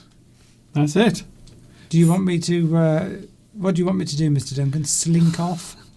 Do you want me to slink off? Yes. I will close the door, and then Mr. Steve will vanish. See you next week. Bye-bye. And there he was, gone. Mr. Steve has walked away for another week. I have some very good news for you. Would you like to hear some exciting news? As you may know, summer is here. August has arrived. I will see you on Wednesday. I will be live on Wednesday from 2 p.m. UK time with another English Addict. It will be English Addict Extra on Wednesday. Mr. Duncan, we can't believe it. Yes, I will be with you on Wednesday, and we will share some time together again. And I hope you will be able to join me. On Wednesday, I will be with you live from 2 p.m. UK time. It's time to go. It's time to say goodbye. It's time to wave my hand. It's time to walk away into the distance. But I will be back with you on Wednesday. I hope you have a good week. I hope you have a good time between now and the next time we appear together here on YouTube, which hopefully will be Wednesday. This is Mr. Duncan in the birthplace of English saying thanks for watching. See you soon. I will be back with you on Wednesday. Don't forget, Wednesday, 2 p.m. UK time. And of course, until the next time we meet here, right here on YouTube, you know what's coming next. Yes, you do. Take good care of yourself until we meet again. Ta-ta for now.